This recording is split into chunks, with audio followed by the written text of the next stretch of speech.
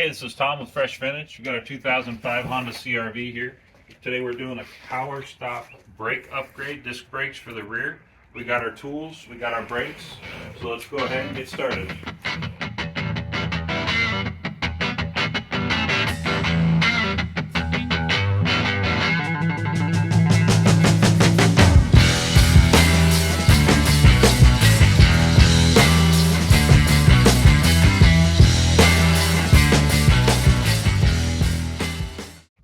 To get started, we have our jack and our jack stand. This thing, obviously being a SUV, sits up higher, so we needed to get our extra tall jack stands. So I have this on the subframe, and you can see we're pretty far forward, but the subframe itself goes pretty far back on the car. So I'm going to go ahead and jack this up and get this off the ground.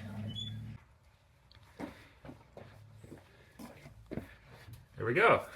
So we'll go ahead and take these off one by one. So we're going to take the caliper off here, and interestingly enough, the caliper bolt and the caliper bracket bolts are both 14 millimeter heads, so it's a little overkill for 14 millimeter, but I got a 1/2 inch drive here. So go ahead and break this loose. There we go. There's that one. Yeah. There's that. And we have a 14 millimeter 3/8 drive here to make this go a little quicker. There's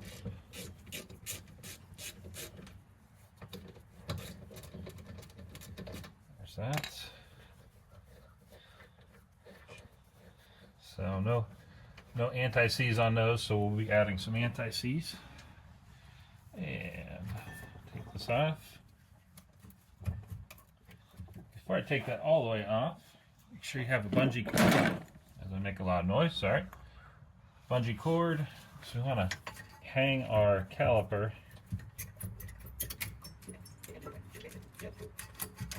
There's that. And our brake pads are coming off. Get that out of there. Okay, so I'm going to do that. And so that this isn't hanging, because you don't want that brake line hanging too much. I will take these off. There's that one.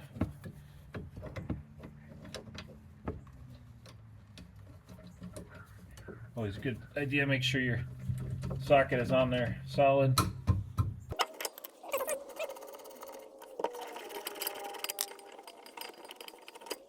There's our caliper brackets, and here's our bolts, and these are moving quite nicely, so we don't need to replace those. And let's go ahead and we'll take the screws out of the actual rotor right now. So on a lot of rear brake, disc brake setups, you won't see screws, but Honda actually puts screws in here. And just as some side commentary, these were actually loose. Like you see, that one's loose. I didn't break these free, they were just loose. But generally speaking, you want to break these free, and you may need an impact screwdriver. This is just a Phillips bit that you want to make sure is as tight as possible in there, so you don't mess up the Phillips actual spot, or the marking there. But here you just want to take, you're actually, by hitting, you're putting a twisting force into this, and then that breaks the screw free. And then from there, well, it's actually kind of stuck in there. From here, you just take your screwdriver, and these come right out. And we'll put some anti-seize on those.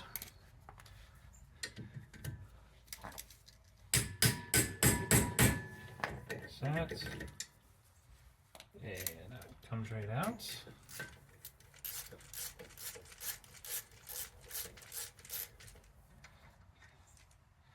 Alright, so full disclosure here, we took the wheel off and we were both kind of like, what is this thing? And this is an all-wheel drive, so I can't spin it so you can see it, but this is some kind of rubber grommet, and I'm going to take this off now. So that is some kind of rubber grommet inside the rotor, but I don't really see where it affects anything. And these look pretty good, so the new rotor should fit right over top of this, no problem. But let me grab that, I'll be right back. So this is the old rotor, and it's not in too bad a shape. It's got some thickness to it, and when you compare it to the POWERSTOP rotor, it's pretty close, but we want that drilled and slotted. This will give you much better heat dissipation, longer lifespan, and when you're really using these brakes, if you actually were towing or something with the vehicle, these would definitely hold up longer and not fade nearly as fast, if at all. So, but we're gonna go ahead and get this installed, and with that, to put this one down for a second, the old rotor, at first I didn't know what this was for, but this little grommet, which pops right out, there's actually an adjuster for the emergency brake right down here. So in theory, you would put this hole down there, and then you could get a very small screwdriver in there and work that if you needed to ever push the emergency brakes back in. The rear driver's side, because I accidentally grabbed the rear passenger side, POWERSTOP definitely labels these, so make sure you read that. But this grommet should be the same thing, just a matter of squeezing in here. So get the screwdriver and push that in there. And you'll notice I'm wearing gloves because we're going to clean this rotor with some brake cleaner. It's always the little things that fight you. There we go. So that is now installed. Clean our rotor here. Whoops. Yeah.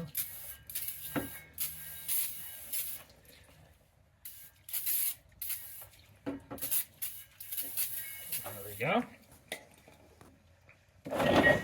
So this actually has chamfered holes, and I may be saying that wrong, but you need to line those up with the actual screw holes here. So looking at this, I think we're going to go on just like this. There we go. A little bit of anti-seize here. Turn a screwdriver to tighten. And let's put this in here. Get it seated. There's that one. A little bit here. If you plan on owning this car, or whomever owns it plans on owning it for a while, do yourself a favor and put some anti-seize on things. Just save headache of pulling things apart, 5 years from now or whatever. You make sure you check the torque spec on these. It's tight. As you wear your brakes down, they get smaller, and you can see how the difference here. So with that, we need to account for that in our caliper. So what we actually need to do is use this tool. This is an actual brake caliper piston tool that pushes the brake caliper back in, the piston itself. And in this case, I have this old brake pad partially out of here, but I'm going to leave this in here so that I can actually push this caliper piston back in. Now, you can go to Advanced Auto Parts and you can buy one of these. You can also rent a power built kit. This has everything you need. If you have a parking brake, like we recently did an Acura, it actually had a different style emergency parking brake on it. We needed to use this kit, otherwise we couldn't have finished the brake job. But in this case, we just have our brake tool. They actually sell this individually at Advance. And so I am spinning this. There we go. And then this goes in here. I'm doing it the low dollar way and using the old brake pad. And you can't really see it that well, but I'm going to move this here so you can see it. But your general idea, you want it set up like this. And we're just going to go ahead and slowly squeeze that piston back in. If this starts getting hard, or if it feels like it's going in cockeyed, it may be sticking to where you'd have to replace this caliper and actually bleed the brakes. But this one went in smooth. I can feel it got very hard very quick there, so we know the piston's all the way back in. So we'll pull this out. And we'll get the brake pad out of there. This is included with the kit, so we'll put a new one in. But there's our finished product. This is actually a good time to take a minute and look and make sure this surface is not cracked. If the surface is cracked at all, you want to go ahead and stop and go to the store and get one of these to actually replace it, because that's not safe. But with that, we'll go ahead and start putting this back together. And we're going to load up the caliper bracket here with the new brakes and install it right now.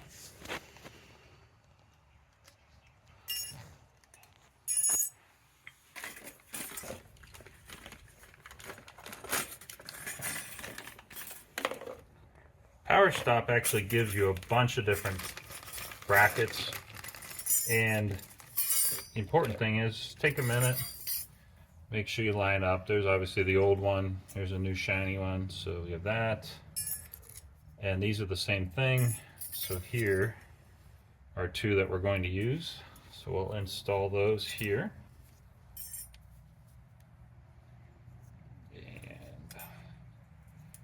Put this in like this. There we go. There's that. And these give the brakes a nice, clean, happy surface to ride on versus that. Like, brakes aren't going to move very well on that rust. Nothing against the car or Honda or anything. It's just cars are made of metal and they rust over time. So this gives it a nice, clean surface to move back and forth on. And that one's installed.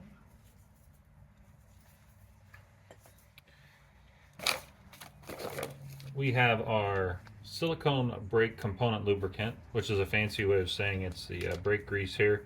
But this helps to do a few things. It keeps your brakes from chattering when you let off your brakes or when you hit your brakes, and also it keeps your brakes happy and moving back and forth, because we're going to put this on the actual surface here and also on the surface here and here, so that the brakes can move back and forth and be, working properly.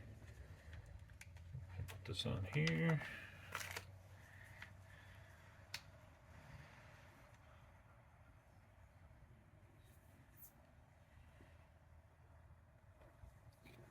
So we have our caliper bracket here, and we're actually going to put the bolts back in. Before we do that, we're going to do our future selves a favor.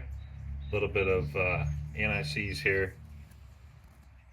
You don't need a lot here. These actually came out pretty easy, but that's a dangerous game to play of like, oh, they were fine, then the next time it's a nightmare. So better to put some anti-seize on them. So we have our caliper bracket on here, and we'll just go ahead and slide it in here.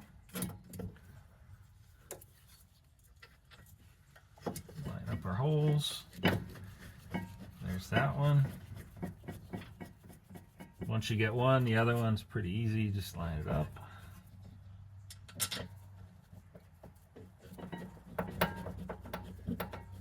we go.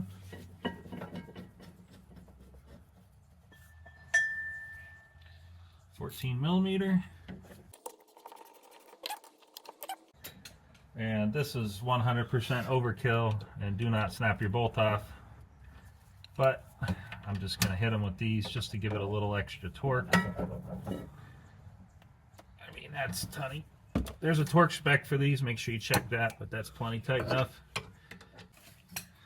So let's go ahead and we'll put our brakes in here. So obviously this thing with all the fingers here, so to speak, that goes inside the piston itself and the caliper, so that one needs to sit over here. And just to double check, I'm going to make sure, so the anti-squeal attachment here is at the bottom, so we have the right one. We'll add a little bit of silicone here to help keep these from squealing and keep them happy and moving. So that's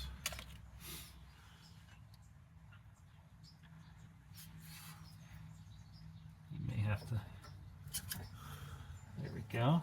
That one's in there. And in looking at this, I'm kind of realizing that you can put them in this way, but you need to put them in the actual caliper, at least this one, because you're not going to be able to like put this on and then over. So this one, let's go ahead and put this one in here.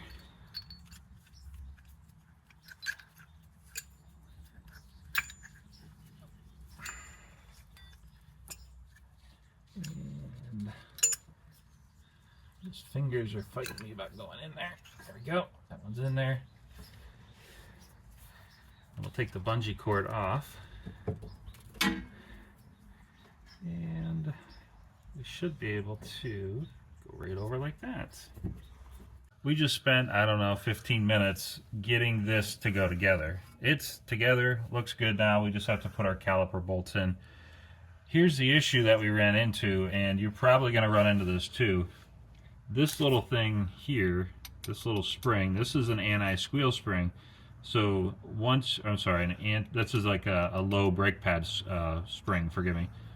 As your brake pads get to the point where they get to about that thick, this starts touching your rotor when you hit the brakes to say, hey, it's time to change your brakes. If you've ever heard someone's brakes squealing, it's this thing here vibrating when they hit the brake pedal. The problem I just had, and you're probably going to have that too, is you see there's pretty much no gap right here, like right here, there's no gap.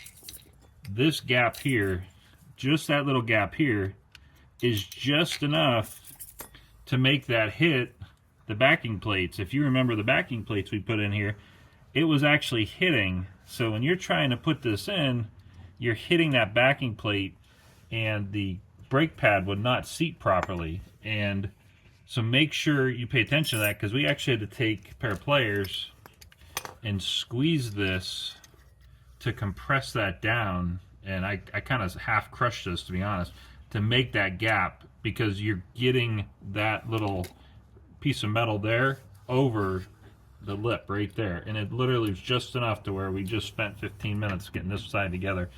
So good lesson for the other side, but we do have this together here. So with that, we're going to throw a little anti-seize on our caliper bolts. And there's that one.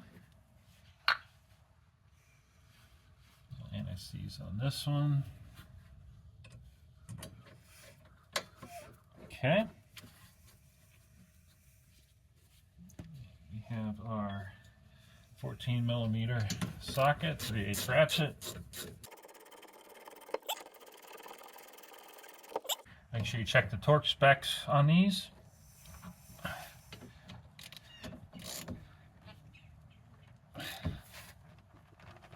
That's tight. All right. Let's go ahead, and we have these tight. We have our caliper bracket bolts tight. The brake pads are in here. Everything looks happy now. Our screws in the rotor are installed and they're tight. Let's put the wheel on. I already put some anti-seize on the lug stud. Alright, so we're going to go ahead and crank these babies down. Here we go. Except we're not.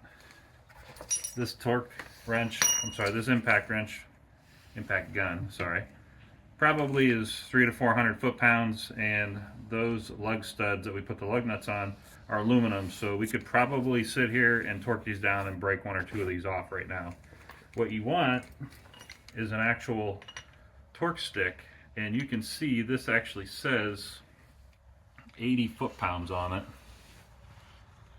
This is essential for a car, because every car has a specific torque rating on their lug nuts. I'm going to go ahead and crank these down.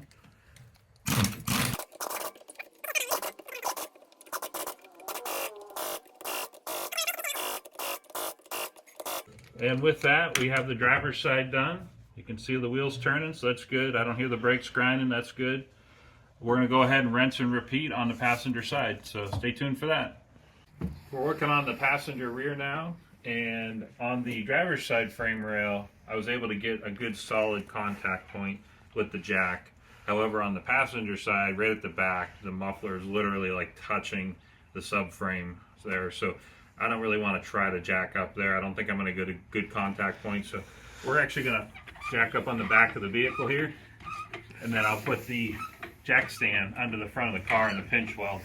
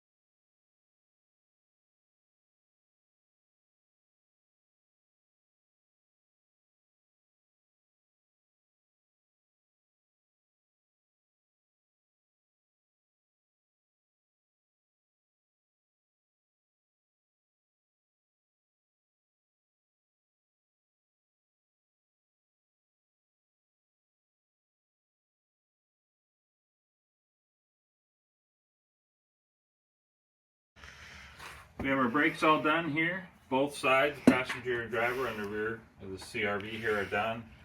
They're loose, everything's working. We're going to go actually take it for a test drive. On that note, if you look at the actual brake box here, you will see 5 aggressive decelerations, 5 moderate decelerations, and then drive around for 5 minutes, let your brakes cool. Make sure if you're putting these brakes on that you adhere to this, so we're going to go do that right now. But on that note, this is the rear brakes. We did the front brakes. You can watch that video here or over here or something, but the link will be right there. And with that, if you like muscle cars, if you like classic cars, if you like vintage JDM cars, if you like cars from the 50s through the 90s, Fresh Vintage is your channel. Please subscribe and hit that like button, and thanks for watching.